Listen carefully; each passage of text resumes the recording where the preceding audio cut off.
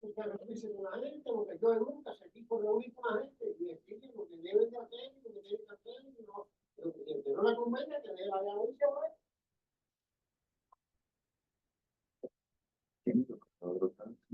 Ahí está, se va, él dice que quiere la ropa, pero no roba.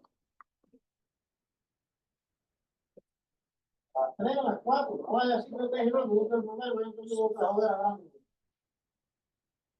por ese mismo tema, que él ha querido hacer lo que le da la gana, y hace lo que le da la gana, y pone lo que le da la gana. No funciona así, eso es 7 a 3 de la tarde, a la hora que no voy a mover, todo uno tiene que estar ahí. Que no le convenga, que ahí en la caja. Tiene que ser así, ¿no? Si no, entonces todo lo que hay que hacer es igual. ¿Sabes cuántas cosas tuve que hacer yo ahí? Vaya, tú no eres el tú no eres el marginal. Tú no eres Byron.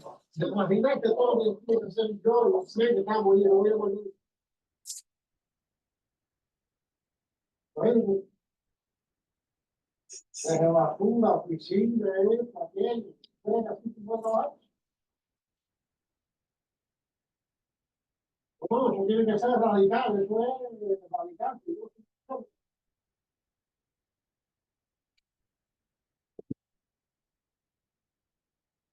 No funcionará, ¿no? La revisa Mateo, la revisa ahí, la revisa 30, la revisa aquello, la revisa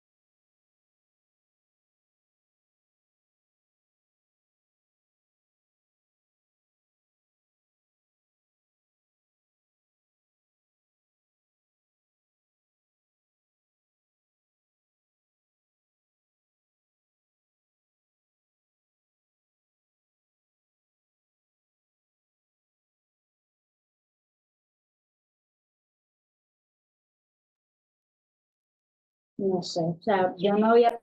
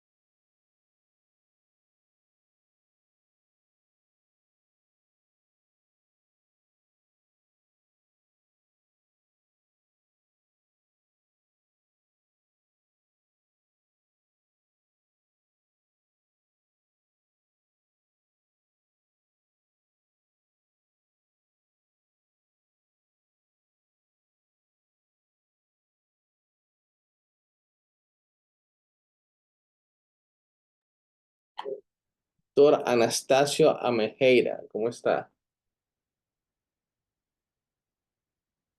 No sé si me oye.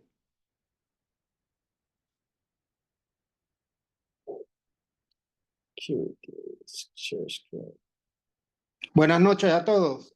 ¿Qué tal? Saludos, Valerio. ¿Cómo estás? ¿Me oyes? Sí, sí, bien. Ok, perfecto. Ya Julián ya está aquí. ¿Qué ¿Qué tal, Anastasio? ¿Cómo estás? José, ¿cómo has pasado? tal, ¿Cómo Mike? estás, Byron? Saludos, ¿Qué hermano. tal? ¿Qué ¿Cómo tal? ¿Cómo va vamos? todo? Aquí, pues, Bien, qué bueno verte. igual, igual. Saludos a todos. Preparándonos para Chile. Ya, sí, sí, ya se Sí, sí, viene, ¿no? Está sí. cerquita.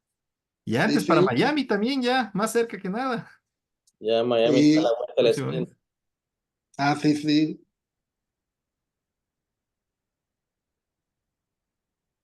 Vamos a tirar la casa por la ventana.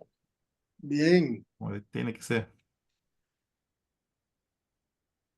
En esta sí me quedo pobre.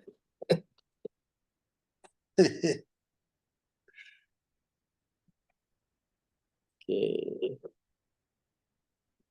eh, ¿Qué ¿Qué tal? tal, Buenas Kelly? noches. ¿Cómo estás? ¿Todo bien? ¿Quieres probar tu plática? Para compartir, sí.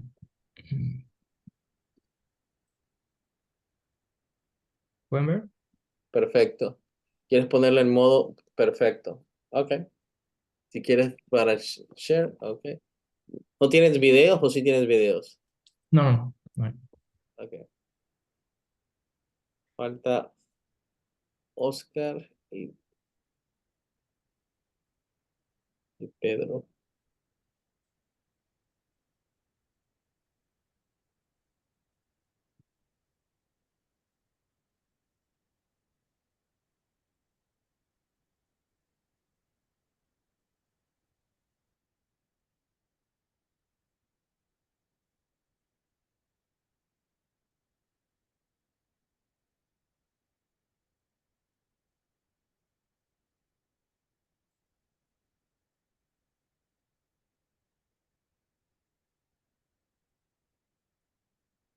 Julián, ¿estás ahí, Julián? Hola Valerio, ¿cómo estás? ¿Qué tal? ¿Cómo estás? ¿Quieres Bien. hablarle a Oscar y a Pedro? Porque ya son las 8 y no han llegado. A ver, me parece que Joel ya está conectado, ¿no? Pues ya probó la plática. Check. A ver,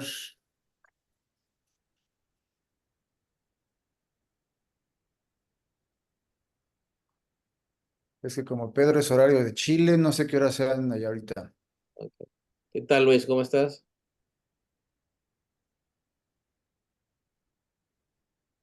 Estoy intentando conectar acá. ¿Me oyes? Sí, sí, se te Sí, oye, se te oye bien. Ah, todo bien. ¿Cómo Todo están? bien, ¿Todo tranquilo? todo Estaba bien. intentando conectar acá. Ok, perfecto. Hola, Hola, Anastasio, ¿cómo está, ¿cómo estás? ¿Todo doctor? bien? Hola, doctor. Buenas ¿Todo noches, bueno? doctor Bora. Tranquilo. Todo bien, todo bien. Tiene bastante Pues gente online ahora. ¿Qué tal, Elio? ¿Cómo estás?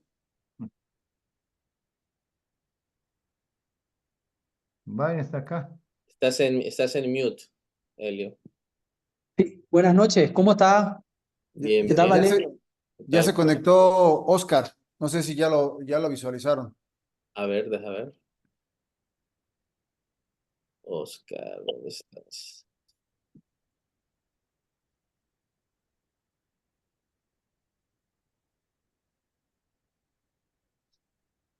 Profesor Muy, Borba, buenas orgu- noches. muy Hola, orgulloso y ¿cómo muy estás? ¿Todo bien? Profesor Centeno. ¿Qué tal, Marcelo? ¿Cómo Hola, estás? buenas noches. Hola, ¿cómo anda todo? Hola, Elio. Hola a todos. Profesor Borba. Perdón, no saludé, doctor Centeno, doctor Borba, doctor Salazar. Hola, ¿cómo estás? ¿Todo bien? ¿Cómo Saludos. está, Soto? ¿Todo bien? Tacho. No sé si ya entró. Saludos, Marcelo. No veo a Ah, Oscar todavía. hola, José. ¿Qué tal, Marcelo? ¿Cómo estás? No, no sé, yo tampoco lo veo.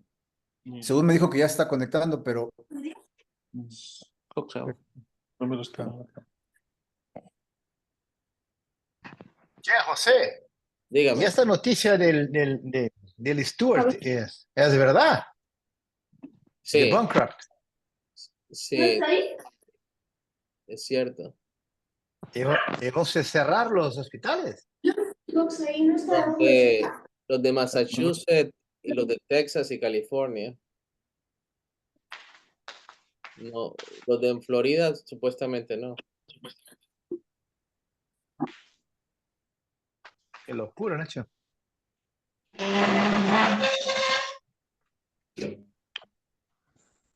este, Pedro que tiene un poquito de problemas con su computadora, pero bueno, este, si no, comenzamos con, está Joel, ¿no? Ya Joel está Sí, aquí conectado. Joel ya Yo está tengo... listo. No sé si quieres cuando tú quieras. Luis, ¿quieres dar la bienvenida? Sí, cómo no. ¿Ya está grabando? Sí, ya se está grabando. Bueno, buenas noches a todos. Es un placer muy grande empezar más una sesión en la Universidad Flank del capítulo de funcional sobre la coordinación del doctor Julián Soto. Le voy a dar la bienvenida, muchas gracias a Marcelo Centeno por el trabajo, el doctor Byron Salazar, y nuestro director de Internet, José Valerio. El tema de hoy es el tratamiento de las cefaleas trigeminales a cargo del doctor Joel Duarte. Joel, estás en Chile. En Paraguay, en Paraguay. Ah, Paraguay, acá. Sí, Yo estaba viendo la bandera, ¿cómo se llama? ¿Es bandera o flámula? bandera. No reconocí, pensé que era Chile. Está bien. Y Oscar, que es de México, ¿dónde está Oscar? Todavía no consiguió se conectar. Sí, ahorita lo buscamos. Sí, sí. Pero Bueno, pues, eso te decía, solo para recordar que esto todo están grabados y vamos a estar a disposición en el YouTube, en el site de la Flank. Y aprovecho la oportunidad, están invitados a todos para el clan en octubre en la linda ciudad de Santiago de Chile. Paso la palabra para José Valerio para que inicie los trabajos. sí, muchas gracias, Luis. Pues Julián, el presidente del capítulo funcional, te cedemos la palabra para que hagas el honor a empezar el evento. Perfecto, pues muchas gracias a todos. Gracias, profesor Borba, gracias, doctor Centeno, Valerio y Byron por su esfuerzo para continuar con esta parte de la Academia de la Flank. Hoy vamos a tener un par de expositores de alta gama, como es el doctor Joel Fernando Sanabria Duarte, que es uno de los... Quisimos dar apertura a los nuevos talentos que hay en la neurocirugía funcional. Ya los que estamos ya más viejitos, pues ya nos tocó hablar mucho. Entonces, quiero presentar en primera instancia al doctor Joel Fernando Sanabria Duarte, que él es neurocirujano funcional, que está en la ciudad de Asunción, Paraguay. y él hizo el fellowship de neurocirugía funcional en Curitiba. Él tiene mucho interés en la parte de dolor, que este webinar va a estar centrado en la parte de dolor, tanto central como periférico, y nos va a hablar de un tema muy importante, que es la neuromodulación que está en boga ahorita para cefaleas y sobre todo de origen trigeminal. Te cedo la palabra, Joel, bienvenido. Muchas gracias. Voy a compartir mi pantalla. ¿Están viendo? Perfecto, se ve muy bien. Ok. Bueno, Les recuerdo muchísimas a todos gracias. apagar el video, por favor, y apagar el sonido para que no haya interrupción para Joel. Gracias.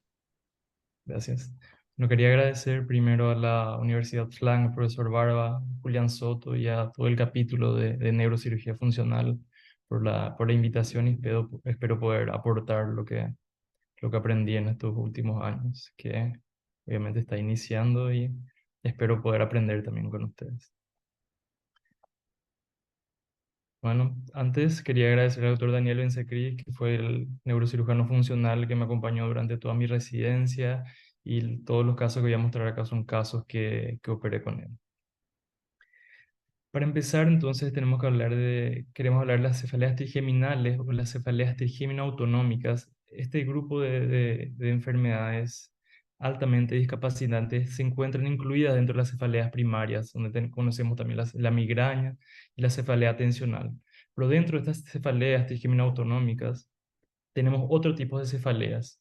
Estas se diferencian por la frecuencia de las crisis o ataques que tienen, como también por la duración de esos ataques, yéndose a ataques con alta frecuencia y corta duración, como son el SUNA, y yendo para el otro extremo, donde tenemos la hemicrania paroxística, la cefalea en racimos o en salvas, y la hemicrania continua, que ya son cefaleas que tienen ataques que son de menor frecuencia, pero ya con duración un poco mayor, ¿sí?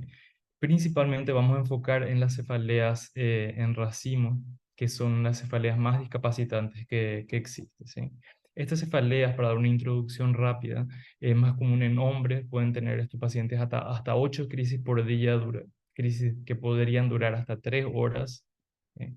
Ellas se caracterizan por un dolor intenso, en puntada, generalmente retroocular, y están acompañados por por esas típicas alteraciones autonómicas. Por eso también las conocemos como cefaleas trigeminales y autonómicas, ¿sí? Tienen tanto una parte parasimpática que se manifiesta como lagrimeo, congestión nasal, y tanto como una parte simpática, como si fuese un Horner incompleto con ptosis y miosis. Estos pacientes también, debido a la característica del dolor, están asociados con mucha inquietud, están bastante agitados.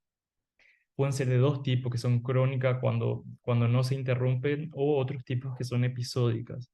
Estas crisis duran semanas o pueden ser hasta meses, pero tienen un intervalo sin dolor, ¿sí? Y una de las cosas importantes es que 55% de esos pacientes tienen ideaciones suicidas, y hasta 2% de los pacientes ya intentaron suicidas, para ver el tipo de enfermedad que estamos tratando, y con esto tenemos un respaldo para ver qué tan agresivos podemos ser en el tratamiento y por qué la neurocirugía funcional está invirtiendo mucho en él, ¿sí? Pero antes de hablar solamente de tratamiento, tenemos que entender de dónde viene ese dolor, cuál es la fisiopatología, porque ahí comienza a hacer sentido por qué elegimos esos targets para el principal tratamiento, que es la neuromodulación, ¿sí? Entonces existe una teoría periférica que ya está descrito de los años 50, 40, con Horton, que habla primero de una inflamación del seno cavernoso, que al principio tiene mucho sentido, ya que el nervio trigémino inerva las paredes del seno cavernoso. Solo que estudios de flegografía mostraron que cefaleas, tanto trigeminales como no trigeminales, no tienen alteración. Entonces después se pasó a hablar sobre la vasodilatación durante la crisis, ya que el nervio trigémino también inerva estos vasos. Podría ser la causa. Esto explicaría también, solo que encontramos otro tipo de cefaleas que también hay vasodilatación, ¿sí? Y últimamente se habló mucho de este péptido, que es el CGRP, o péptido relacionado al gen de la calcitonina. Este péptido está aumentado en las cefaleas en racimos. Nuestro grupo estudió siempre tuvo bastante interés en esta molécula y conseguimos hacer una publicación. Acá lo importante, por lo menos para los residentes presentes, es que esta molécula tiene principalmente afinidad por los vasos y causa esa vasodilatación que podría estar relacionado al dolor. Y segundo, lo que tienen que recordarse es que las neuronas que tienen las moléculas CGRP, ellos tienen receptores de serotonina o 5-HT, ¿sí? Y estos receptores de serotonina bloquean la liberación del CGRP. Por eso, los triptanos, como el sumatriptán, que es una de las principales medicaciones, responden a esto porque son agonistas de estos receptores serotoninérgicos. Pero también el CGRP está aumentado en otros tipos de migraña y no podría explicar completamente. Entonces, para explicar un poco mejor esta patología, pasamos a hablar de teoría central, de núcleos y centros a nivel del sistema nervioso central. Para entender un poco esto, tenemos que entender tres vías, ¿sí? Primero tenemos una vía que es la vía trigeminal, que todos conocemos, que trae la inervación de la piel, el nervio trigémino, con inervación del seno cavernoso, de los vasos que hablamos, que principalmente tiene relación con el núcleo trigeminal caudal, como también con núcleos cervicales, ¿sí? Esto a su vez tiene relación con el tálamo y sigue la vía medial al córtex somatosensitivo, ¿sí? Esto es bastante conocido.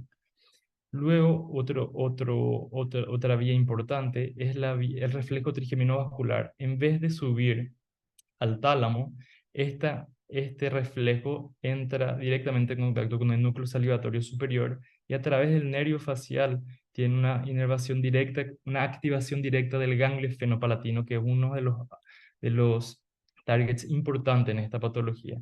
Ganglio esfenopalatino con un ganglio parasimpático va a ser lo que va a dar explicación al lagrimeo, a la congestión nasal. Y por último, la vía hipotalámica. Nosotros varios estudios demostraron que el hipotálamo posterior tiene una función esencial principalmente en la modulación de este tipo de cefaleas. Él está en comunicación no solamente con el córtex somatosensitivo, sino con el cíngulo anterior, con la ínsula, que son partes de la vía medial del dolor, que son básicamente la parte cognitiva de la interpretación del dolor. También el hipotálamo posterior a su vez regula la respuesta autonómica, la respuesta de los núcleos trigeminales y también la respuesta del sistema nervioso simpático que hace ese Horner. Entonces, con esto en mente, ya sabemos cuáles targets podemos actuar, ¿sí? Sabemos que existe un tratamiento medicamentoso con una terapia abortiva, con triptanes, con oxígeno de alto flujo, también una terapia profiláctica. Pero lo importante es que 10% de estos pacientes continúan siendo refractarios, ¿sí? Entonces, ahí entramos a la parte que son los tratamientos intervencionistas, ¿sí? Tenemos tratamientos percutáneos, como radiofrecuencia del ganglio esfenopalatino. Vimos que el ganglio esfenopalatino tiene una función importante, y otras técnicas principalmente neuromodulatorias, donde tenemos la estimulación de nervios occipitales, la estimulación de ganglio esfenopalatino, estimulación de médula espinal y estimulación cerebral profunda. La estimulación de nervio vago dejé como una técnica de neuromodulatorio, pero esta estimulación es una estimulación no invasiva. A través de un dispositivo externo se logró hacer estimulación transcutánea del nervio vago, y esto está demostrado ya con estudios randomizados. Esta es la primera metaanálisis de estudios randomizados, doble ciego, mostrando la superioridad de la estimulación nervio vago contra placebo, pero atención que es principalmente en la cefalea episódica, y es utilizado principalmente en las crisis, ¿sí? Otros estudios demostraron, análisis sistemática demostraron que esta de verdad es una buena alternativa a tratamiento, y los pacientes tienen una disminución tanto de la frecuencia de la cefalea cuanto de la severidad. Pero creo que el dispositivo solo está en venta en Estados Unidos, ¿sí? Otro procedimiento que nosotros utilizamos bastante es la radiofrecuencia del ganglio esfenopalatino, en su modalidad pulsada, puede ser también en su modalidad continua o ablativa. A través de una aguja de radiofrecuencia que generalmente se encuentra en la apófisis coronoides, nosotros podemos llegar a este ganglio que se encuentra en la incisura esfenopalatina, a través de acá una imagen de radioscopía En lateral podemos ver esta región que tiene forma de un diente, donde se encuentra el ganglio fenopalatino. Es realizada una estimulación con 50 Hz para la parte de estímulo sensitivo. Generalmente al comienzo sentimos un estímulo en la parte superior del labio, después introducimos un poco más la aguja, llega a la parte posterior del paladar, y últimamente, al sentir en la nariz ese estímulo sensitivo, sabemos que estamos en la localización perfecta. Realizamos una radioscopía en anteroposterior y ahí podemos ver que está en la pared lateral de la cavidad nasal, y podemos realizar el tratamiento de radiofrecuencia. Esto nosotros generalmente hacemos radiofrecuencia pulsada de 10 minutos, existen protocolos diferentes. Em, También existe la modalidad de ablación, solo que no utilizamos porque algunos pacientes quedan con una hipoestesia en el paladar o en territorio de B2. Aquí es porque acá podemos ver la importante relación con el ramo B2 o maxilar del nervio trigémino, y los pacientes tienen una muy buena respuesta. Otra técnica que se puede utilizar antes es el bloqueo de este ganglio. Existen varias técnicas. Nosotros la técnica que usamos es esta técnica con un cotonete o un hisopo, que a través de la nariz se pueden gotear en gotas de xilocaína o de lidocaína, y los pacientes mejoran ya del dolor, y que se puede usar como un bloqueo test antes de indicar este procedimiento. Estas técnicas, así como le dije, también tienen buenas evidencias mostrando para las cefaleas en racimos mejora tanto de la intensidad cuanto de la frecuencia del dolor. Entonces, obviamente, inventaron, ¿por qué no colocamos un electrodo y dejamos en el lugar? La localización del electrodo es un poco difícil, entonces lo que inventaron fue un electrodo que se implanta y se deja fija en la parte ósea, ¿sí? Y a diferencia de los otros aparatos de neuromodulación, este tiene un generador externo, ¿sí? Esto también está aprobado por la FDA, pasó por estudios clínicos randomizados, mostrando también una reducción de la intensidad de la crisis de hasta el 68%, pero principalmente en la crisis ellos todavía están cuestionando si tiene o no tiene un efecto preventivo, y como efecto adverso solo reportaron una hipoestesia en el territorio de B2. Si no me engaño, creo que esta empresa quebró, solo que no sé si se sigue vendiendo, pero también creo que eso escuché en el Congreso ahora. Y una de las alternativas de tratamiento más populares y más utilizadas por su respuesta es la estimulación occipital para el tratamiento de esta enfermedad. Yo la primera vez que vi esto me hice una pregunta: ¿por qué estimulando en la parte occipital yo voy a mejorar algo que está adelante? Eso me llevó un poco adelante. Ahí estudiando un poco, em, me recordé que el nervio, tanto el nervio occipital mayor y occipital menor, ellos tienen relación de C2 y C3, tanto que el trigémino está acá adelante. Entonces existe una convergencia trigeminal con estos nervios cervicales, por lo que vimos anteriormente, y es esta convergencia que va a hacer que los pacientes mejoren de este tipo de dolor con esa estimulación. También estos estudios mostraron que con esa estimulación aumenta la actividad pulvinar, cíngulo y otros centros del analgésico del dolor. Esta técnica funciona básicamente con una incisión abriendo en la línea media. Se pueden colocar uno o dos electrodos, ¿sí? Y la técnica que está descrita es básicamente una técnica a ciegas, ¿sí? Porque sabemos dónde está por anatomía, dónde se encuentran los nervios occipitales mayor y menor. Entonces se introduce con esta aguja, que es la aguja normal de electrodos percutáneos, en dirección del inion, en dirección a mastoide, y luego se puede estimular con estos electrodos, ¿sí? Después se cierra la piel. Lo que nos llevó a hacer, que estamos llevando, es una técnica que estamos llevando para presentar ahora en el Congreso de Neuromodulación Vancouver, Canadá, con el doctor Daniel.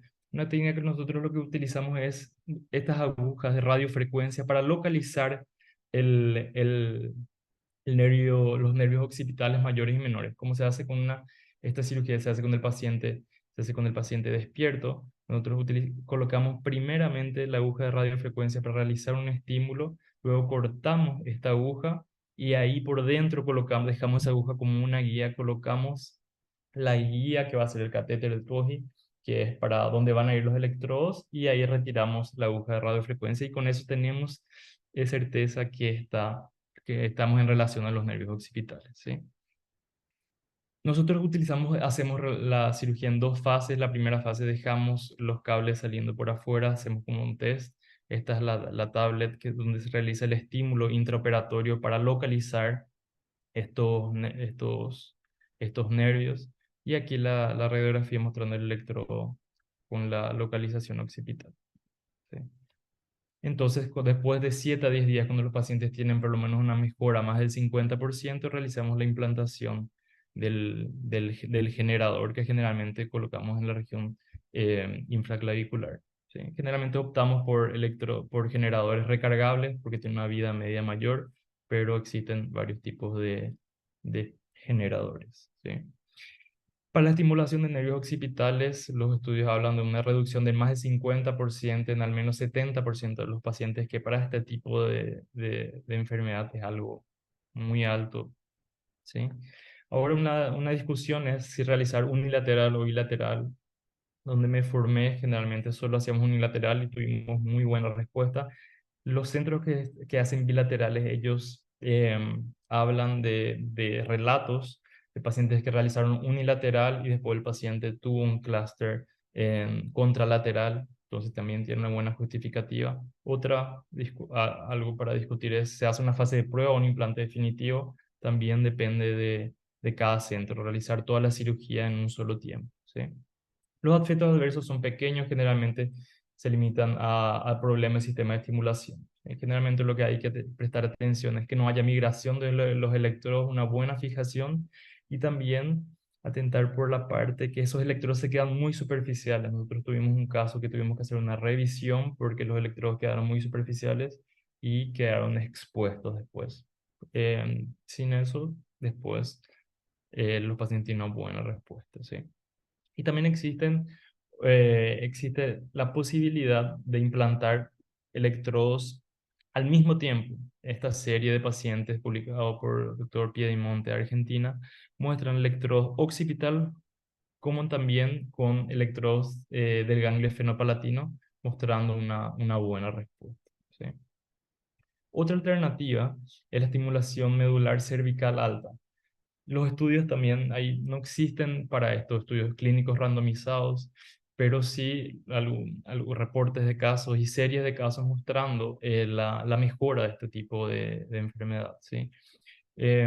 Los electrodos tienen que llegar lo más alto posible. Esta es una de las primeras dificultades.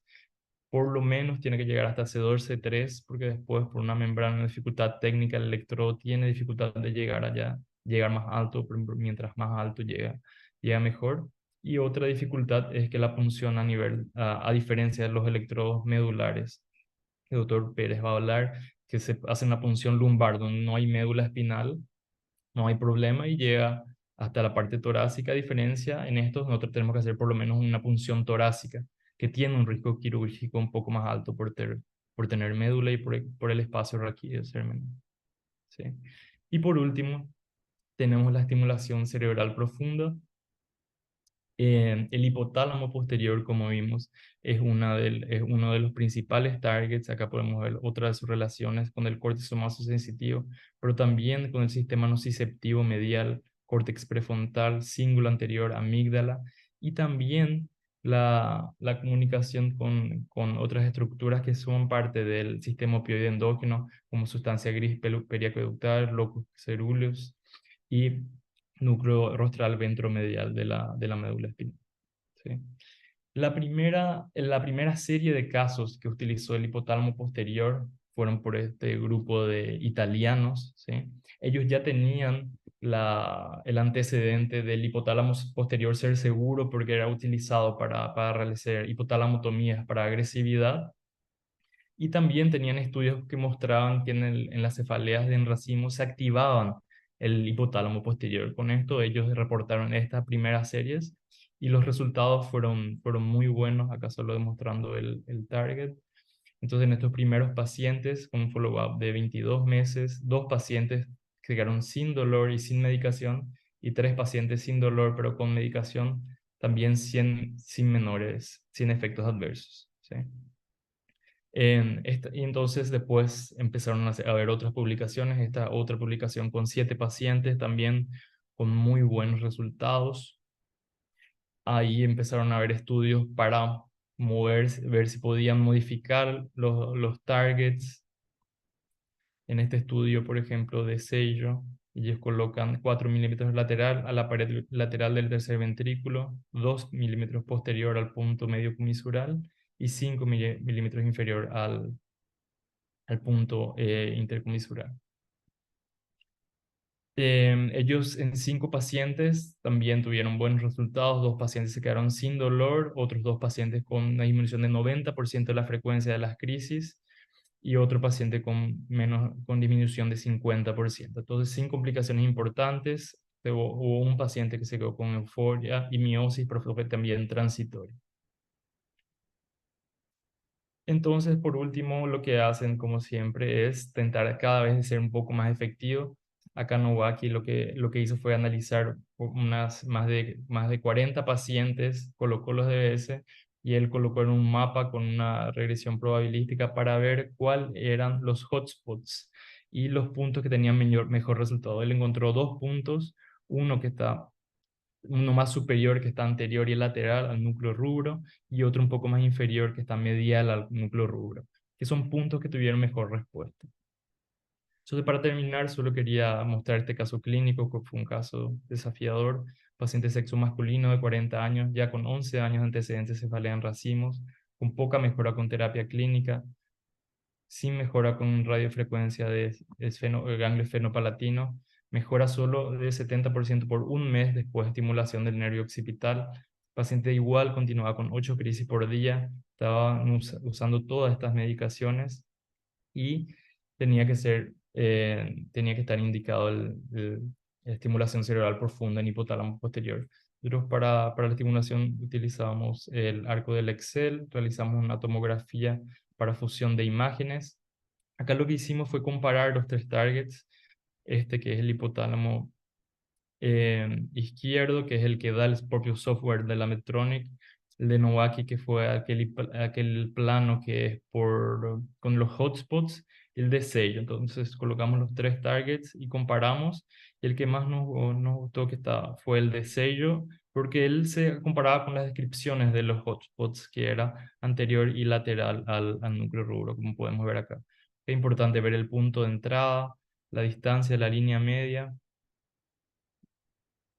Y aquí importante es la trayectoria, porque la trayectoria pasa a veces muy cerca del ventrículo y no podemos transgredir ese ventrículo, y acá mostrando la situación final del target. Entonces, como dije, utilizamos arco del Excel. En este caso utilizamos macroestimulación. El paciente presenta una de las respuestas que es descripta, que es la parálisis de la mirada conjugada. Los estudios de ese grupo de italianos, ellos también demostraron que al paciente a veces siente un miedo de morir durante la estimulación, pero eso no tuvimos, y siempre confirmación con radioscopía. Reflexión antes de finalizar, solo recordarnos que a veces eh, pensamos que los pacientes con dolor crónico son muy difíciles, queremos como si fuese huir de ellos, pero a veces lo que tenemos que tener en mente, principalmente los neurocirujanos que trabajamos con dolor, es que una vez que tenemos las armas, como son el DBS, la estimulación cerebral profunda, radiofrecuencia, estimulación de nervios periféricos, esa situación cambia totalmente. Entonces, una persona bien preparada, una persona con mucho conocimiento puede hacer frente a este grande dragón, que son los pacientes con dolor crónico. Y claro, siempre importante un equipo multidisciplinar, el equipo de dolor del hospital. Acá tenemos fisioterapeutas, psiquiatras, psicólogos, neurólogos, neurocirujanos, todos especialistas en dolor. Antes de finalizar, solo quería, para los residentes y los neurocirujanos que acaban de terminar de hablar de la World Federation. El World Federation tiene varios lugares donde pueden hacer posgraduación. Hay fellows cortos también que son bastante interesantes, y algunos tienen becas que vale la pena aprovechar. Por último, hablar de la FIENS, que es una federación internacional también que ayuda a neurocirujanos jóvenes y residentes neurocirujanos con estos fellowships de la parte financiera. Gracias a esta fundación pude conocer el Toronto Western Hospital en Canadá. Entonces, cualquier persona que tiene interés le aconsejo para aplicar sobre esto. Con eso quería finalizar. Otra vez, muchísimas gracias a la Universidad Planck y a todo el capítulo de Neurocirugía Funcional. Bien. Muchas gracias, doctor Sanabria. Le saluda Pedro Vázquez desde Chile. Disculpen, al inicio no pude entrar, tuve un problema, pero vamos a continuar con la segunda charla y después de las preguntas. Perfecto. Entonces, a continuación le vamos a presentar al doctor Óscar Pérez, neurocirujano funcional del Hospital General de México. ¿Está por ahí el doctor Pérez? Hola, doctor. Sí, por aquí estamos. ¿Cómo está, doctor? Bueno, usted va a presentar la charla Neuromodulación para el manejo del dolor regional complejo. Bienvenido y adelante, doctor. Muchas gracias, doctor. Puedes compartir pantalla, Oscar. Sí, ya estoy en eso. No sé si ya la vean. Perfecto. Adelante. Perfecto. Pues bueno, muchas gracias por la invitación, por la oportunidad de poder estar aquí platicando un poquito de estos temas de neuromodulación. Un agradecimiento al doctor Soto por la invitación y pues bueno, vamos a platicar algo de lo que hacemos aquí en México, en la ciudad de León, Guanajuato. Bueno, en este caso la neuromodulación para manejo de dolor regional complejo. Bueno, primero definir lo que es el síndrome doloroso regional complejo. De acuerdo a la definición pues, que todos conocemos, sabemos que es un síndrome caracterizado por una alteración dolorosa y discapacitante que afecta una o más extremidades con la presencia también de cambios vasomotores, sudomotores, inflamatorios, tróficos y motores en la extremidad afectada. Tradicionalmente se ha definido o se ha agrupado en dos grandes categorías, lo que es el síndrome doloroso regional complejo tipo 1, que en su momento se llamó distrofia simpático refleja, que hoy sabemos que es se caracteriza por no tener una causa específica en la cual nosotros podemos detectar el daño a un nervio que provoque toda la sintomatología, y el síndrome doloroso regional complejo tipo 2, que hoy, o que también en su momento se conoció como causalgia, ya que en este tipo de casos sí había un factor extrínseco que nosotros podíamos atribuir al desarrollo o al inicio de los síntomas. Hay algunas publicaciones incluso que hablan de un síndrome de dolor regional complejo tipo 3, que es un dolor un poquito más difícil de catalogar dentro de estas dos entidades, pero a grosso modo estos dos son los principales. En cuanto a su epidemiología, pues en realidad es una entidad todavía, no se sabe si es poco frecuente o sobre todo poco diagnosticada. Se estima que a nivel mundial hay una incidencia cercana al 0.8 pacientes por cada 100,000 habitantes, en los cuales hay mayor frecuencia en la aparición en el sexo femenino, también una frecuencia mayor con una relación 3:1 en extremidades superiores, y se han identificado algunos factores como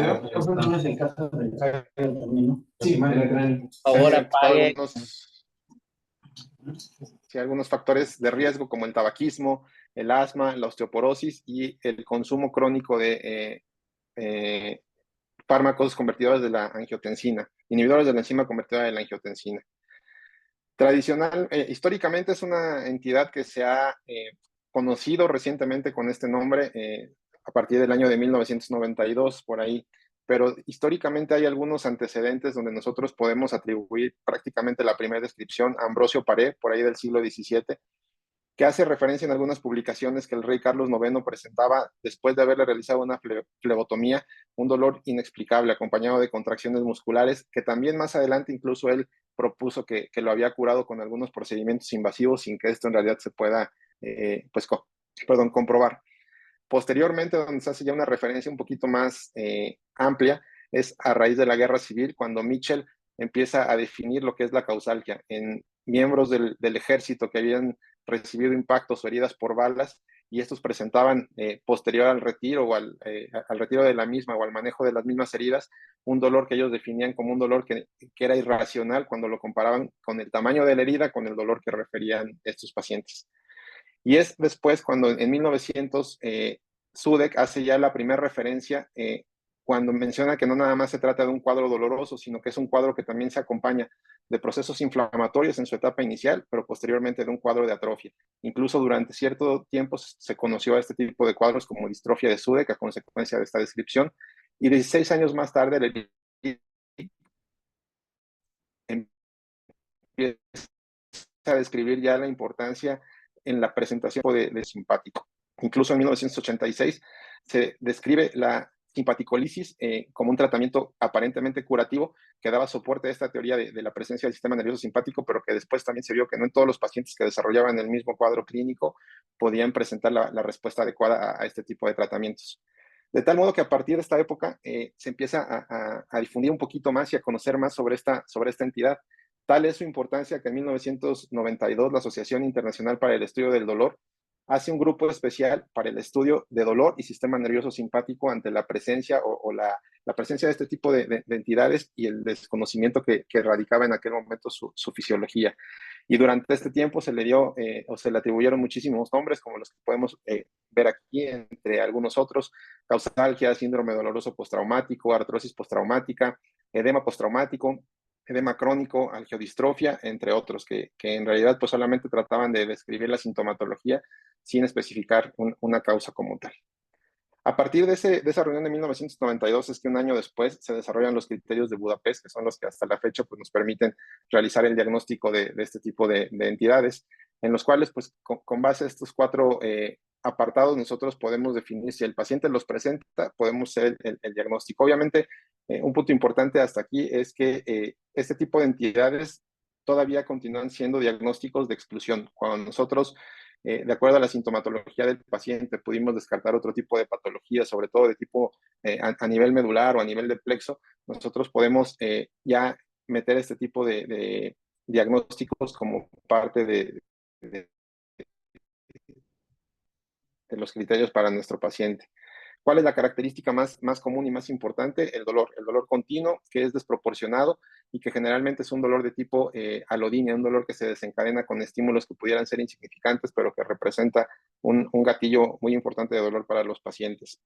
Y que aparte de esto se puede o se acompañar también de algunas características, aquí me repetí, algunas características sensitivas, como son la hiperalgesia, la alodinia, la simetría en la temperatura, los cambios en el color de piel, la sudoración y la disminución o amplitud de los movimientos. Debe mostrar también aquí, perdón, repetí, signos también motores, estos signos motores que se pueden caracterizar por limitación en el movimiento, que posteriormente también se acompañan de atrofia, hasta la incapacidad funcional total del paciente, que también deben estar presentes, y sobre todo lo que comentábamos al principio, que no existe otro diagnóstico que explique justamente este tipo de síntomas. Dentro de la evolución que típicamente conocemos en esta enfermedad, en algún momento se propuso que esta enfermedad llevaba un patrón muy característico que debía seguir ciertos tiempos para poder hacer el diagnóstico. Hoy en día se ha visto que no es así, pero en su momento se definió como este estadio, como propuesta de la enfermedad, cuando se decía que entre los primeros 3 a 6 meses se consideraba como una etapa aguda, que esta iba a estar caracterizada por el dolor intenso, acompañado de cambios inflamatorios, cambios en la sensibilidad y cambios vasomotores. Generalmente en esta etapa lo que se proponía era que la vasodilatación empezaba a aparecer en los pacientes y que después de ese periodo de 3 a 6 meses íbamos a tener ya la etapa distrófica como tal, en la cual íbamos a tener ya precisamente cambios en el trofismo de las extremidades, un aumento muy importante en el dolor comparado con la etapa aguda, que ya nos iba a condicionar una limitación funcional y que íbamos a pasar aquí justamente de esos cambios dados por la vasodilatación a los cambios provocados por la vasoconstricción tardía que había en los tejidos, cambiando del enrojecimiento típico de la etapa inicial de la enfermedad a una etapa de palidez. Y posteriormente una etapa atrófica en la cual se considera ya como la etapa final de la enfermedad, que es una etapa que ya nos habla de una secuela o de un déficit permanente, en la cual además de la atrofia muscular, de la atrofia de piel, también se caracteriza por la atrofia importante del tejido óseo, con la presencia incluso de fracturas patológicas que pudiera llegar a existir, con la presencia de contracciones espontáneas a nivel de la extremidad afectada y con cambios cada vez más severos en la sensibilidad que generan una alodinia mucho más marcada en estas etapas. Si bien es cierto que las etapas persisten todavía como etapas que se pueden identificar o que se pueden catalogar sobre todo para definir el tipo de tratamiento que se les da a los pacientes, lo que ha quedado totalmente fuera de vigencia es la periodicidad, ya que se ha visto que esos cambios entre la etapa aguda y la etapa distrófica o atrófica pueden ser incluso menores a los 6 meses o incluso también mayores a los 2 años, por lo cual el tiempo pues en realidad no es un factor que nos permita definir el tratamiento, pero sí la evolución clínica nos puede orientar un poquito. ¿Cómo se desarrolla este tipo de enfermedades? En realidad pues es todavía hasta la fecha desconocida cuál es la fisiología. Hay muchas propuestas que tratan de atribuir toda pues la gama de síntomas y de signos que se presentan en los pacientes, que atribuyen a diferentes vías que se cree que pueden estar relacionadas entre sí, no es una sola la que genera este tipo de síntomas. Primero, la etapa inflamatoria en la cual, a partir del trauma inicial que nuestro paciente tiene, existe una respuesta exagerada al mismo, con una liberación crónica o prolongada de sustancias proinflamatorias como puede ser la proteína C, los leucocitos. Hay una persistencia de velocidad de sedimentación globular que se ha identificado en este tipo de pacientes y en los cuales también existe una elevación permanente de interleucina 6, de factor de necrosis tumoral, disminución de algunas interleucinas inflamatorias como la 4. Pero también se ha visto que hay alguna disregulación simpática en la cual hay una pérdida del control de los receptores adrenérgicos que favorece que aumenten estos receptores adrenérgicos a nivel periférico y que también se presenten niveles séricos bajos de norepinefrina, que lo cual también nos explicaría mucho los cambios que hay a nivel de la vasoconstricción y vasodilatación que presentan estos pacientes. Esto a su vez se va a transformar también en cambios isquémicos que puede haber en partes profundas de la extremidad afectada, generando mecanismos crónicos de hipoxia a nivel tisular que obviamente van a generar que esto se vuelva un círculo vicioso, que aumente la liberación de radicales libres, también la liberación de citocinas proinflamatorias y esto va a generar un daño endotelial crónico que a su vez va a transformarse en un círculo vicioso, el cual va a empeorar todavía o mantener más bien la cronicidad de la primera fase, que es la fase inflamatoria. Se ha propuesto también que hay una desensibilización central en la cual se ha visto que esta activación periférica continua que está generando una descarga permanente a nivel de las astas dorsales de la médula, van a generar que el umbral que normalmente tienen estas astas genere que los tractos se vuelvan mucho más sensibles y que estímulos sensitivos, motores o por temperatura, estímulos muy pequeños, o sea, mucho más exagerada. Hay estudios que se han realizado donde se ha visto que también, aparte de todos estos cambios a nivel periférico, existe una reorganización cortical en pacientes con un síndrome doloroso regional complejo, ya que se ha visto en resonancias funcionales que el homúnculo sensitivo del lado afectado del paciente disminuye mucho su tamaño, lo cual volumétricamente, bueno, se mide por resonancia magnética. Se ha visto o se ha propuesto que también sea una parte por la cual el paciente tiene estos cambios sensitivos. Y como les digo, si bien es cierto, se han propuesto todas estas teorías en algún momento por separado, lo que se cree hoy en día es que pues en realidad es la convivencia de todas estas alteraciones las que generan la cronicidad y el desarrollo de este tipo de enfermedades. ¿Qué tenemos como alternativas de tratamiento para los pacientes con un síndrome de dolor regional complejo? El primer tratamiento que se les debe dar prácticamente desde las fases inflamatorias hasta la fase distrófica es la terapia física. Se ha visto que la terapia física hasta la fecha es la que más alto grado de recomendación y de evidencia tiene, donde se ha visto que el tratar de favorecer que el paciente permanezca con sus arcos de movimiento elevados va a disminuir la atrofia, va a disminuir la osteoporosis, va a disminuir el riesgo de fracturas y va a disminuir también la presencia de sustancias proinflamatorias a nivel tisular, por lo cual es la terapia no nada más inicial, sino que se debe mantener prácticamente durante toda la evolución de la enfermedad, incluso sumándose a otro tipo de terapias como las farmacológicas o las intervencionistas.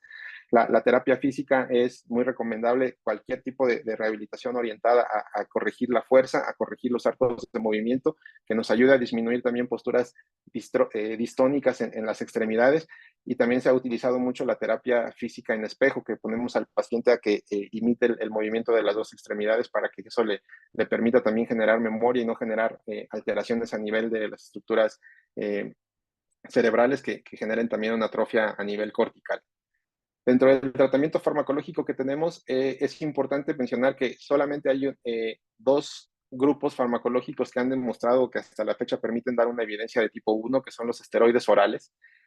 La carbamazepina, que también, si bien es cierto, hay otro tipo de fármacos neuromoduladores que también se han empezado a utilizar de forma similar al manejo de otro tipo de neuropatías o de neuralgias. Solamente la carbamazepina ha demostrado que en realidad tenga un efecto farmacológico positivo en el tratamiento y que sea un efecto que se vea reflejado en escalas de dolor y también en escalas de calidad de vida. Por lo tanto, son las dos únicas alternativas farmacológicas que en realidad tienen un nivel de evidencia adecuado. Sin embargo, no son los únicos tratamientos que se utilizan. Podemos utilizar por lo general terapias combinadas, en las cuales además de todos de estos dos grupos de tratamientos, por lo general los combinamos también con algunos opioides que generalmente se catalogan con una evidencia grado 2, y otro tipo de fármacos como los analgésicos no inflamatorios, los no esteroideos, perdón, los neuromoduladores, algunos anticonvulsivos, la ketamina también, e incluso la toxina botulínica, las cuales todavía hasta la fecha no han demostrado un nivel de evidencia adecuado como para hacer primeras líneas de tratamiento, pero que se ha mostrado que también pueden tener utilidad cuando se utilizan de forma combinada con los otros tratamientos.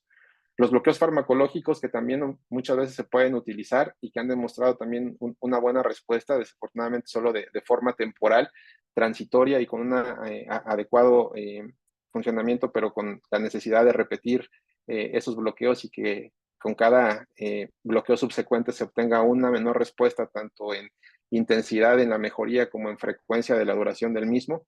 Y lo que nos toca hoy, que es la neuromodulación, que la neuromodulación también es un tratamiento que se ha visto o que tiene un nivel de evidencia bastante alto.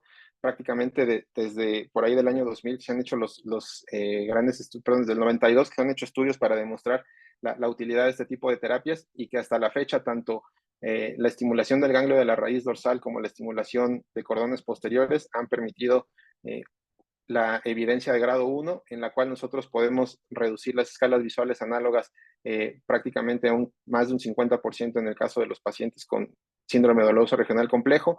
Generalmente, y este es un punto que ahorita vamos a mencionar más adelante, todavía se consideraba a las terapias de neuromodulación como terapias de rescate cuando fracasaron en el resto de terapias convencionales, pero nos permiten, como decía, una mejoría importante del dolor con una alivio mayor al todo, que también disminuyen las tasas de fractura y de amputaciones que hay en este tipo de pacientes.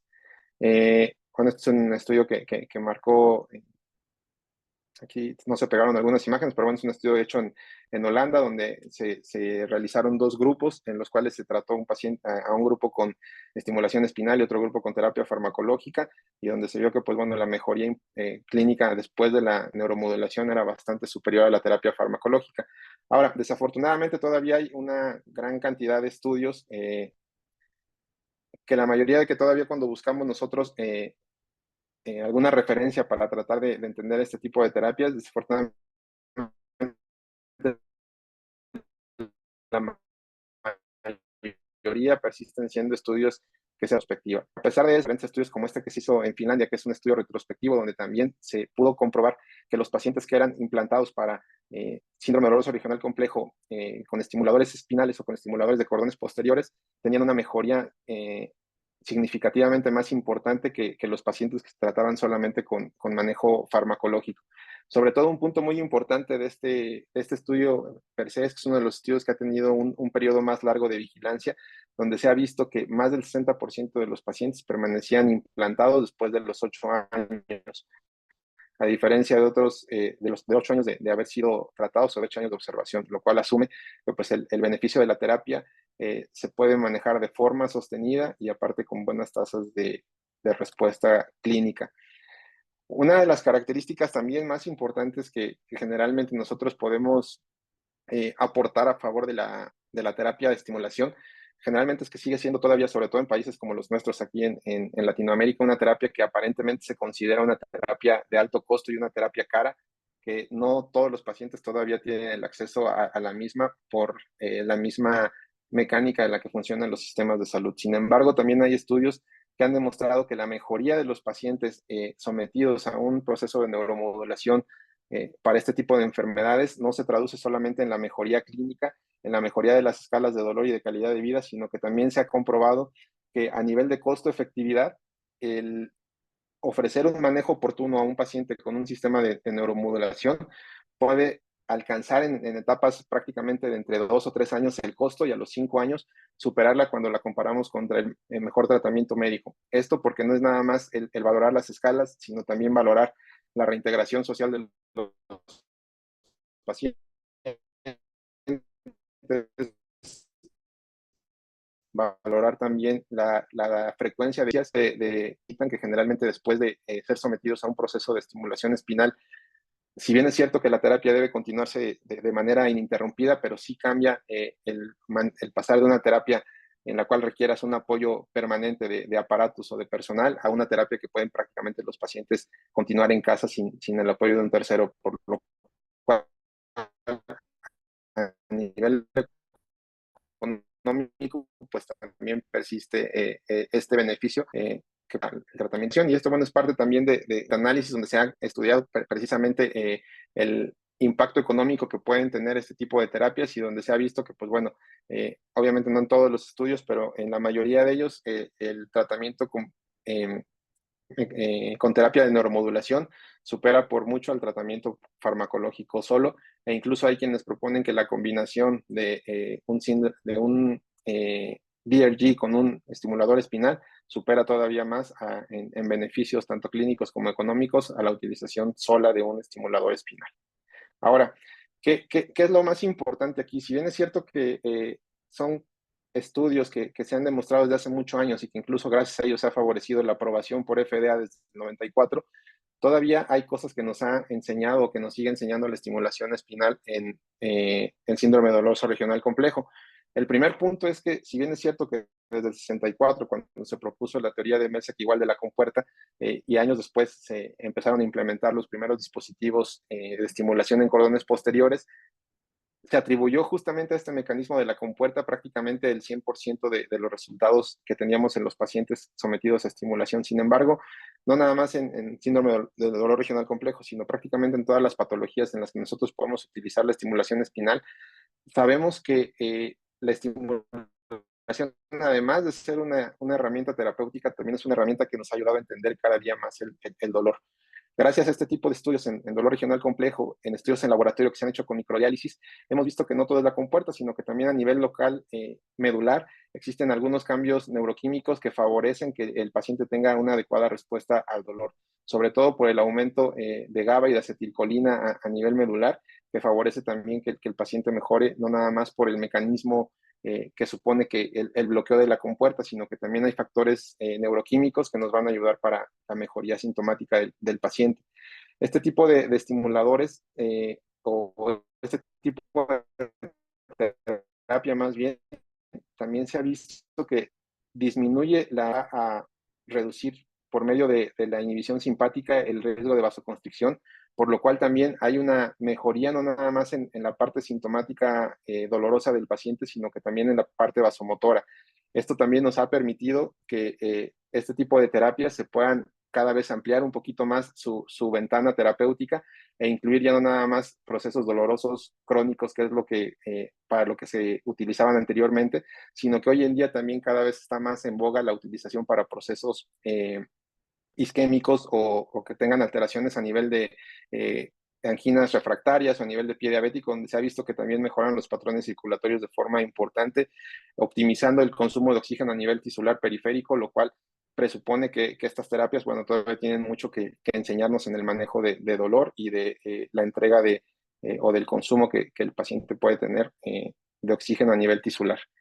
Y bueno, como antecedentes todo esto y platicando ya nada más de forma breve la experiencia que tenemos aquí en la UMAE de León, Guanajuato. En realidad la experiencia es corta, empezamos hace prácticamente 4 años con la utilización de estimulación espinal, sobre todo para dolor espinal persistente o síndrome de espalda fallida, pero de entre todo esto, pues bueno, también cada vez hemos tenido la oportunidad de captar otro tipo de pacientes y en este caso, pues voy a platicar un poquito de la experiencia que tenemos en síndrome doloroso regional complejo. La selección prácticamente similar a lo que hacemos con estimulación de dolor espinal persistente, empezando por una evaluación clínica, una resonancia magnética que nos permita descartar otro tipo de patologías, sobre todo compresivas a nivel medular o a nivel del plexo, que nos generen la necesidad de otro tipo de tratamientos antes de pensar en la neuromodulación. A todos nuestros pacientes pedimos siempre una valoración por psiquiatría. Un punto bien importante es ver el apego que tienen los pacientes. Aquí hay una, pues no sé si se puede considerar como una prueba terapéutica o más bien una prueba psicológica para tratar de entender qué tanta ganas tiene el paciente de obtener ese beneficio y tratar de descartar a pacientes que pretendan un beneficio secundario, que es que tradicionalmente antes de la cirugía empezamos con esquemas de reducción de opioides, de tal modo que el día de la cirugía llegamos con el paciente prácticamente solo con AINES, y eso, que si bien es cierto, solamente funciona como para nosotros, para una especie de screening local en la cual cuando el paciente nos dice que él no está dispuesto a suspender sus tratamientos farmacológicos, pues bueno, también ahí pues ya empezamos a pensar en alguna otra patología a nivel psicológica que nos pueda sesgar más adelante los resultados, por lo cual nos detenemos un poquito en la selección de sus pacientes. Pero si el paciente tiene la disponibilidad de empezar a reducir los fármacos, pues bueno, eso nos hace suponer que es un paciente que pues también tiene pues esa inquietud y esa cooperación que también favorezca mucho los resultados que podamos obtener. Hacemos los estudios prequirúrgicos convencionales, ingresamos al paciente el día de la cirugía, lo operamos, hacemos el encendido y el alta a las 24 horas y el seguimiento que damos es al mes, a los 3 meses y posteriormente ya de acuerdo a evolución. Hay pacientes que vemos mes con mes, hay pacientes que hemos visto una vez al año. Con base a esto, pues bueno, tenemos en realidad solo un grupo pequeño, son 5 pacientes los que hemos tenido la oportunidad de atender. A diferencia de las estadísticas que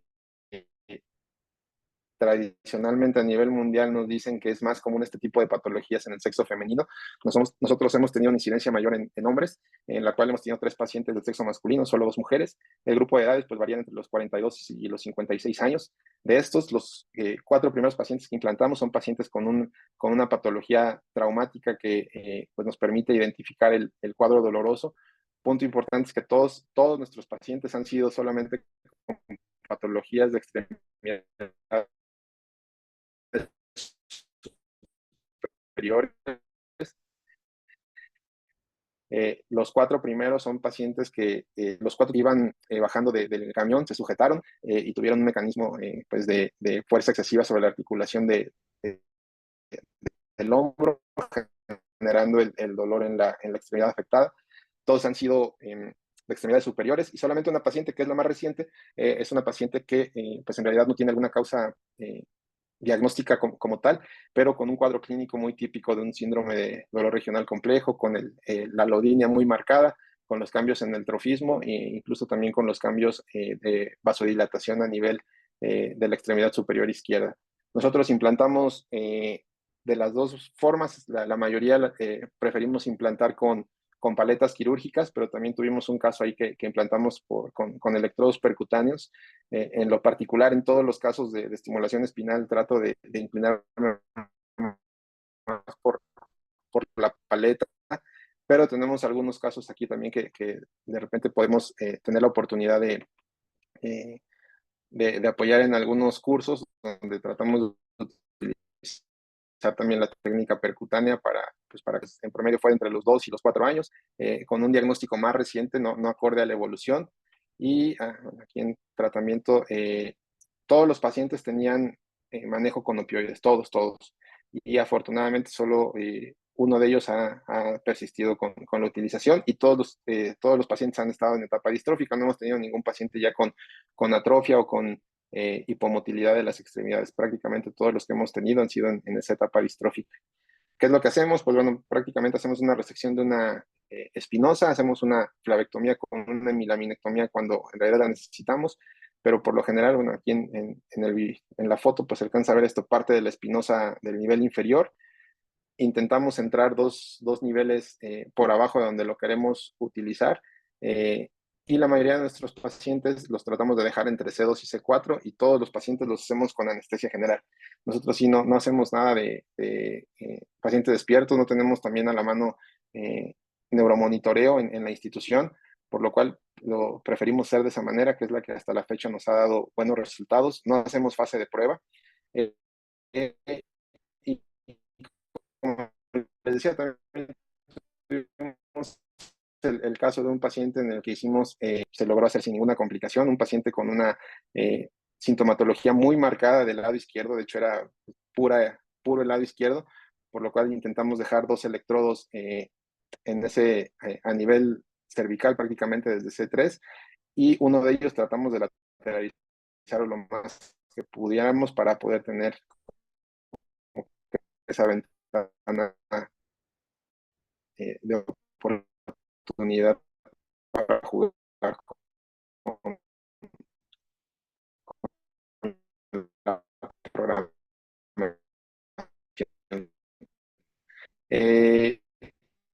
Los resultados han sido muy buenos. La escala viva de todos los pacientes, obviamente una escala de 10 puntos, y todo hemos logrado cuenta por tratamiento también ha sido muy importante, como los pacientes crónicos de opioides, y hasta fue la única paciente que no sabía con buprenorfina oral rescate, es la última paciente que operamos. Tenemos un caso aquí que es joven, un paciente de 42 años con un síndrome, precisamente el paciente de los electrodos percutáneos, quien refirió prácticamente desde el encendido una desaparición del 100% del dolor. Incluso tuvo un abandono hasta precoz, podríamos decir, de los opioides y de los analgésicos, pero prácticamente un mes después de la cirugía, el paciente ha tenido episodios frecuentes de visita al servicio de urgencias por cuadros que él menciona como migraña. A nosotros nos parece, o nos quiere parecer más bien como un cuadro más bien de ansiedad, pero bueno, ha sido tal vez aquí el paciente que nos ha limitado un poquito más en la evolución comparado con el resto del grupo que hemos podido empezar a rehabilitar prácticamente en el posquirúrgico inmediato, y que todos han referido tal vez de una manera no tan medible y tan objetiva, pues una percepción muy recomendable de este tipo de procedimientos. Hasta la fecha, complicaciones, bueno, lo que les comentaba, solamente este paciente con la cefalea que él pues atribuye al estimulador, que para nosotros pues, bueno, no ha tenido en realidad ninguna relación, pero que sí nos limita ahí nuestros resultados. Y con un seguimiento el más amplio de 31 meses y el menor de 4 meses, esta paciente operada en el mes de enero, que hasta la fecha pues hemos tenido una respuesta clínica acorde a lo esperado.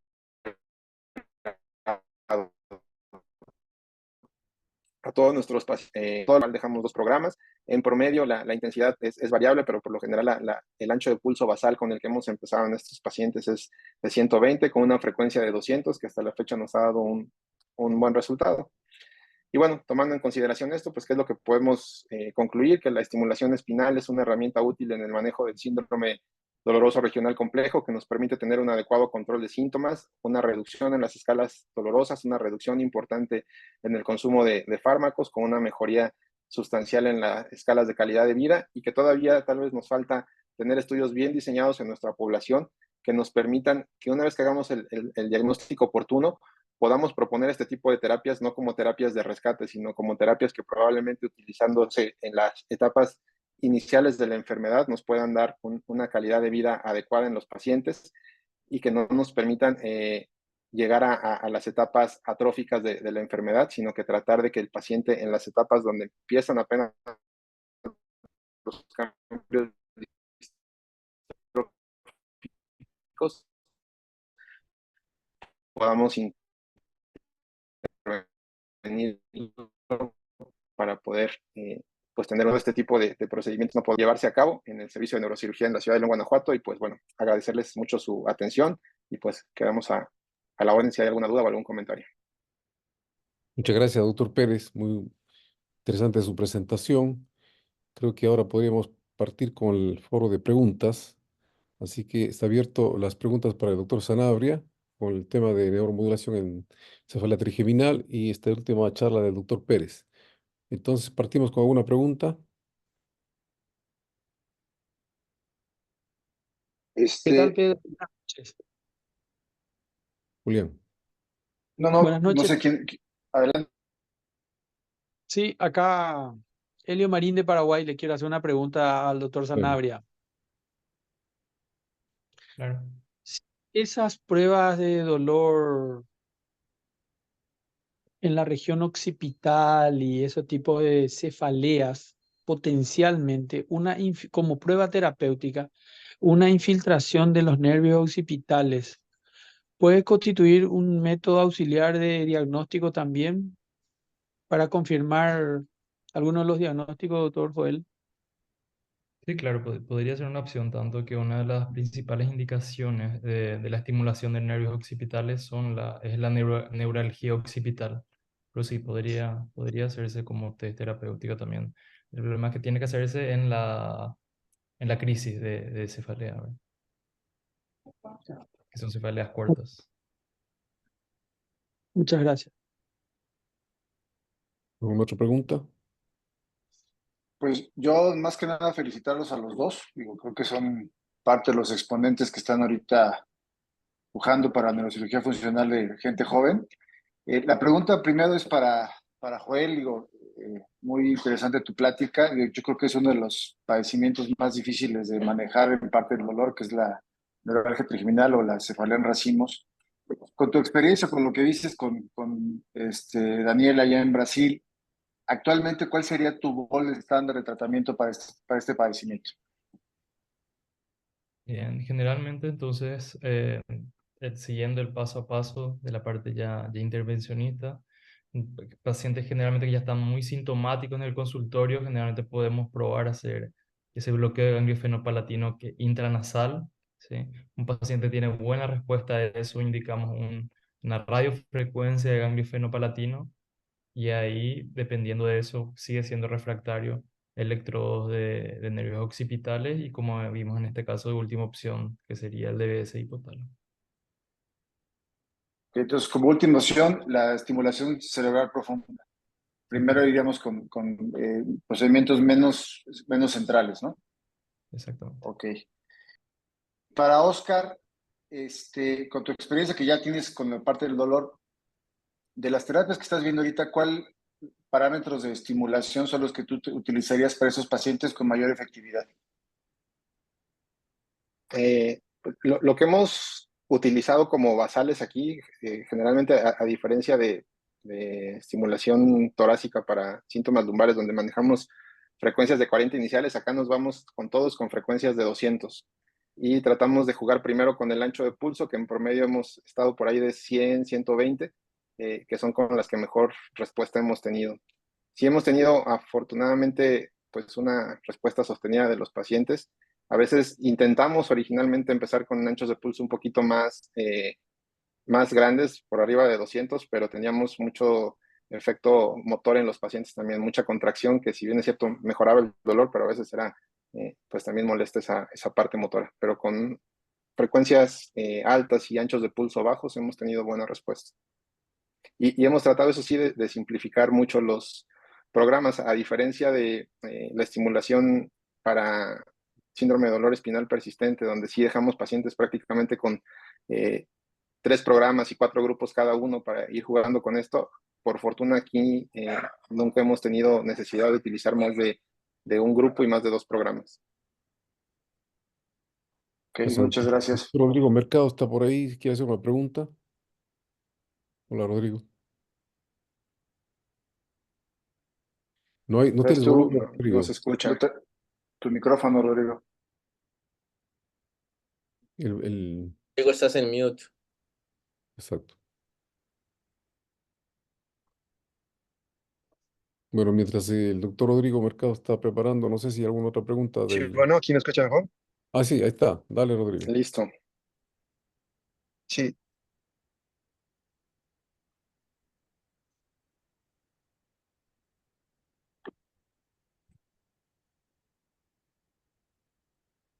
¿Aló? Sí, ¿qué tal? Bueno. Perdón, pero gracias. Sí, gracias. Es una pregunta para Joel.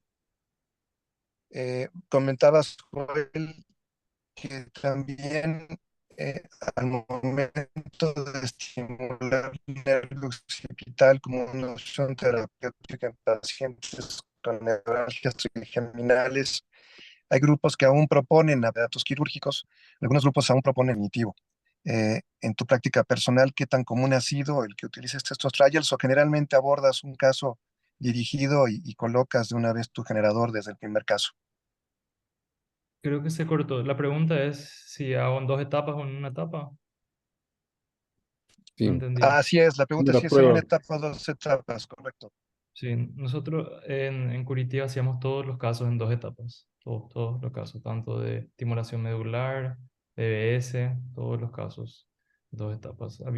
Creo que hubo un caso que era un reimplante, que hicimos solo en una etapa, pero generalmente, y igual la tasa de pacientes que mejoraban igual era muy alta, 90-95% de los pacientes iban a la segunda fase. Ahí la pregunta es, ¿y el riesgo de infección? ¿Verdad? De todos los casos que yo estuve en esos 7 años en Brasil, tuvimos un caso de infección. Pero sí existe también el riesgo, pero también existían pacientes que no les implantamos, ¿verdad? Que otra vez era un gano. Entonces hay ese riesgo-beneficio que es lo que pienso que es lo que hay que pensar. Doctor Sanabria, ¿en qué casos no implanta? ¿En los que no resultaron o los que tuvieron alguna complicación? No implantamos en los que no mejoran. Dejamos una ventana de hasta 7 días, ¿sí? ¿Y qué porcentaje Generalmente de los, qué porcentaje no, aproximado? 90% se implantan, la O mayoría sea, se un implantan. 10%, como dice la literatura, sí. Ujú, Igual nosotros tenemos la misma conducta, siempre una prueba y después colocamos el generador. sí. Una pregunta para el doctor Sanabria. ¿Has usado radiofrecuencia en frío? No, solo radiofrecuencia pulsada normal es la que usamos. Y también uso de radiofrecuencia térmica para el nervio cervical como prueba antes de la Eh, estimación. para occipital, ¿Sí? no, generalmente no. Así, radiofrecuencia, nervios periféricos, nosotros no tuvimos tan buenos resultados, entonces más o menos nos quedamos apartados. La pregunta para el doctor Pérez. Sí, en una parte se cortó pero parece que colocaba la paleta y el generador al mismo tiempo. ¿Era así o son dos tiempos? Para el doctor Pérez. Sí, es así. Nosotros no hacemos fase de prueba, no nada más aquí en este tipo de procedimientos, y tal vez en los primeros dos utilizamos fase de prueba, pero la dejamos de hacer al segundo caso. ¿Y cuál sería la razón para no hacerla? ¿Hay mucha seguridad en el éxito? ¿Cómo sería eso, doctor Pérez? Una de las cosas que nos hizo no necesitar la fase de prueba, bueno, más bien era no tanto no necesitarla, sino era no poder tener acceso a ella. Aquí en las instituciones de salud pública en México es difícil conseguir este tipo de implantes, y el generar una fase de prueba implica obviamente un costo que a veces las instituciones no están dispuestas a acceder. Entonces, por lo que optamos fue por ser un poquito más específicos con la selección de pacientes. Como le decía, por ejemplo, esa parte de decirle al paciente que vamos a quitar los opioides, de que vamos a hacer diferentes cambios en su etapa de vida, y el paciente que está dispuesto a asumir todas esos cambios, tanto en su nivel de vida como en su tratamiento, y que tiene esa disposición, es un paciente que para nosotros, tal vez de una forma no muy objetiva, pero nos ayuda a definir que es un paciente que va a tener buena respuesta. Y al día de hoy, al menos en estos casos, hemos tenido, pues le digo, prácticamente un éxito del 100. En estimulación para síndrome de espalda fallida o para dolor espinal persistente, nuestra tasa ha sido más o menos como de un 90%. Sí tenemos por ahí algunos casos que han fracasado, pero han sido afortunadamente los menos, sin prueba. ¿Y alguna vez ha tenido que retirar el generador? Por falta de respuesta, no. Hemos tenido justamente un caso similar a los que presentó el doctor, un caso con una paciente con un dolor facial atípico, que hicimos una colocación de electrodos percutáneos. El primer caso, y fue un error técnico totalmente personal, en el cual se infectó el sitio de entrada y tuvimos que explantar. A nivel espinal, no hemos tenido ahorita ningún explante, afortunadamente. Gracias, doctor. Más preguntas para los Hemos ponentes. explantado sí pacientes con... Gracias, doctor. No sé si está Julián por ahí. ¿Más preguntas o damos por finalizado el simposio?